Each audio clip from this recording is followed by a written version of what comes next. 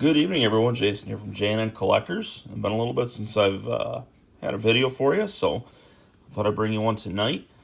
Recent pickups, both online and at the Avery Shoebox card show this last weekend.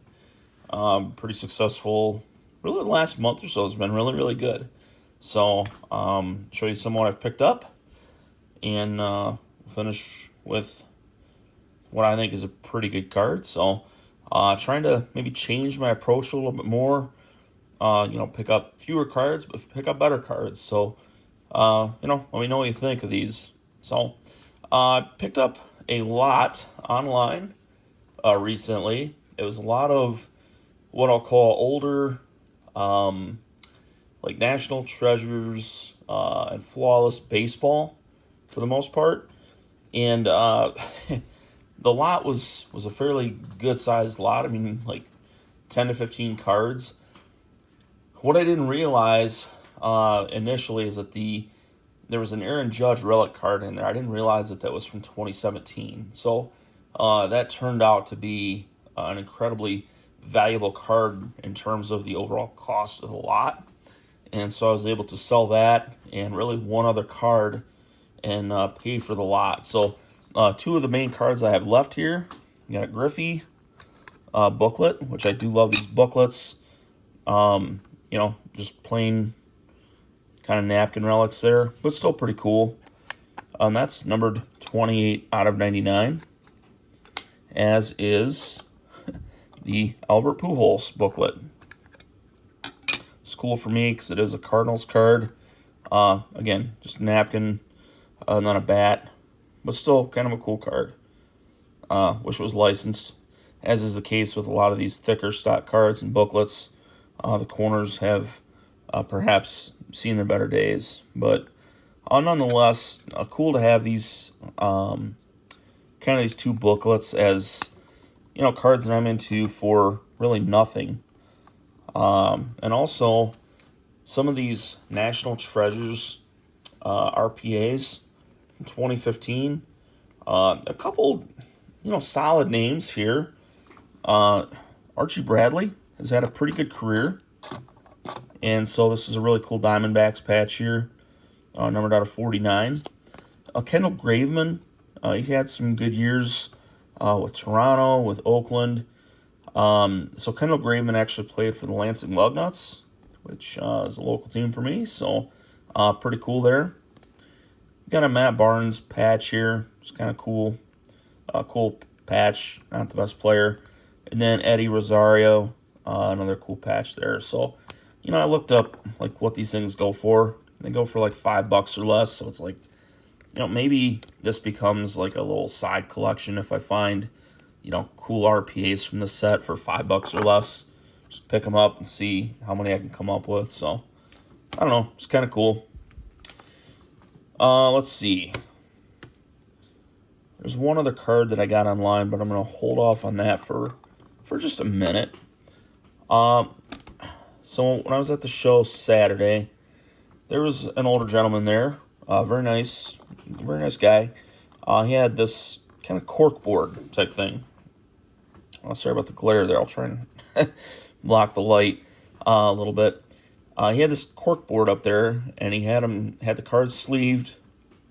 And the sleeves had like a little tab at the top, and he had them like pinned into the board, so no damage to the card or anything. But I got this 87 Topps Bonds and the 93 Topps Jeter.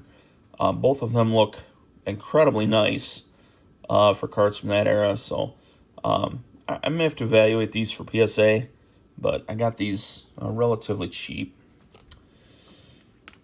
All right, picked up another lot. Whole lot was under $20, and ended up moving a lot of the other just really low end stuff.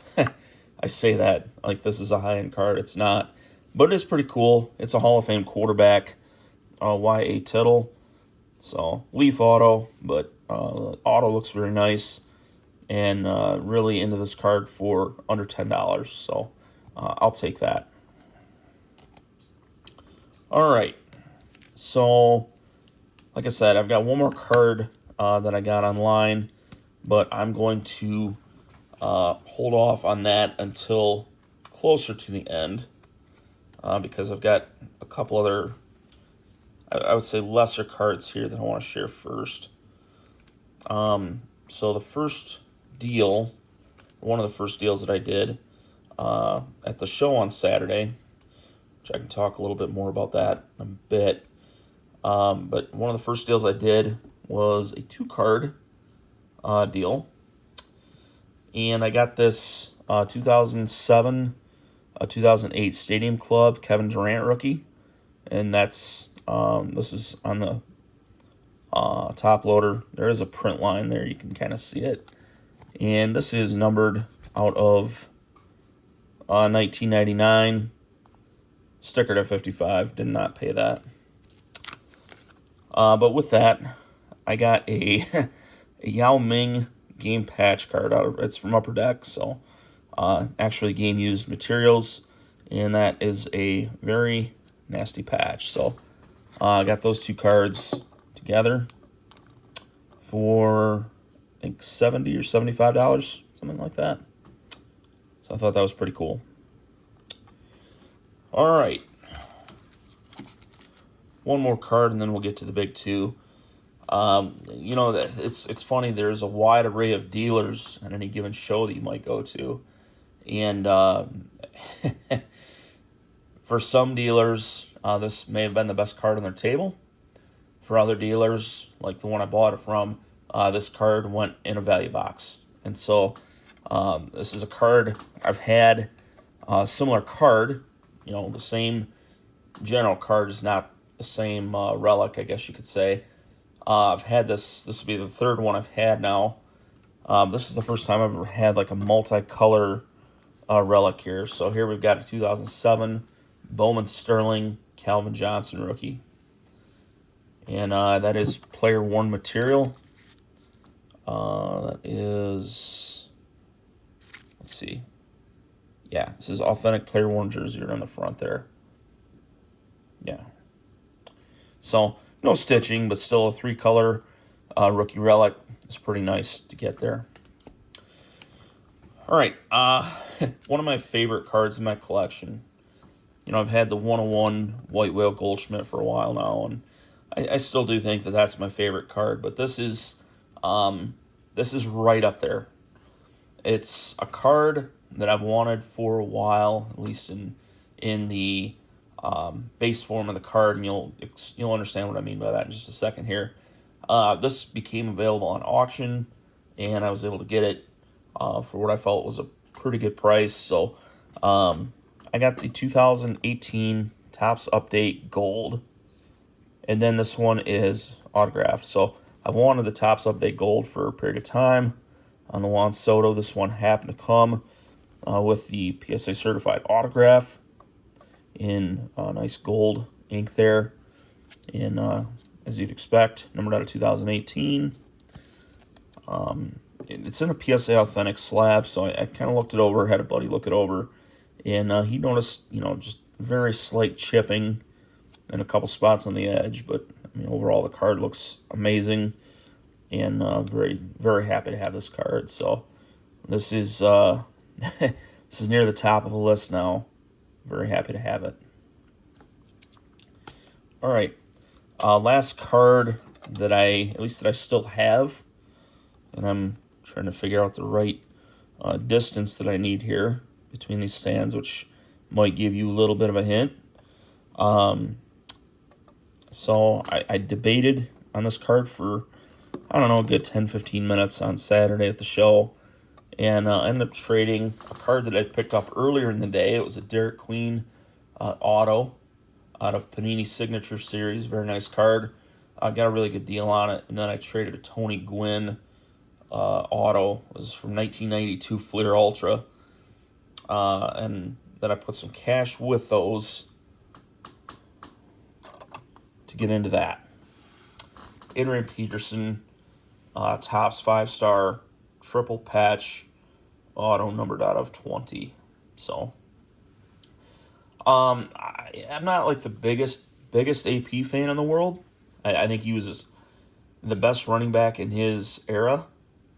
And, I respect that. I think the Vikings were his main team that he played for. These are game-worn patches. Autograph is on card. And I do like booklets. So I just thought that this was kind of another staple piece for the collection. And very, very happy to get this. So I'll leave that up, just share some thoughts on the show. About 400 tables. The TCG space continues to be extremely strong. I would say maybe it was probably pretty close this month. Half and half, maybe 60-40 Pokemon slash TCG. But, either way, no matter what you collect, there is something there for everyone. And Lansing show continues to be very strong in that sense. So, got to see, a lot of people. I think a lot of people are either trying to sell stuff ahead of the National or, pick up stuff to take there, one or the other. And so a lot of people were there to transact on Saturday, which was great. Great to see some friends. Matter of fact, this Peterson here, I did pick up from a collector friend of mine. So it's fun how that works. If you've not watched their videos yet, both Alaska Sports Cards, he's actually from Alaska, but his family in the area, and so he came. He's on his way to the National, but came by way of Michigan to go to the Lansing show, and then he and his brother, who is Get Off My Lawn Cards, he also put out a video on the show, and both of them had some very nice pickups. So if you're not following them or subscribed to them, I would encourage you to do that. Both offer some great content, and this next week at the National, they will both be down there, and I'm pretty sure they'll be producing daily content from the show. So, like I said, certainly worth a follow. Good to see both of them. I had actually never met Alaska Sports Cards before, but had the privilege of meeting him, so that was cool. Always nice when you can, shake hands and put a face with a name and that kind of thing. So, market is strong right now.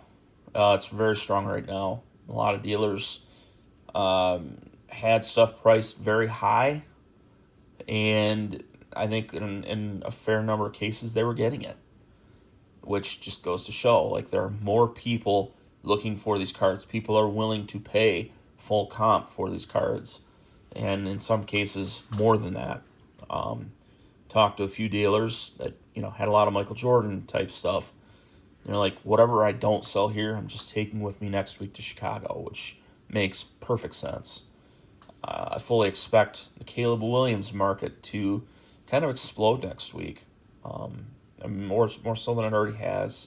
I think he'll be a big name as we head into the 2026 NFL season. So, I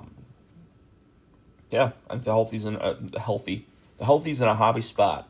The hobby is in a healthy spot. So, do as I think, not as I say, something like that. I don't know, but So if you enjoyed this video, hit that like button, subscribe to the channel if you've not already, and leave a comment. What show did you go to most recently? What was your favorite pickup at that show? And are you attending the National? I will not be there, but I will probably live vicariously through many people who are. So can't wait to see all the good footage from there. So take care, everyone. Have a great week. We'll talk to you soon.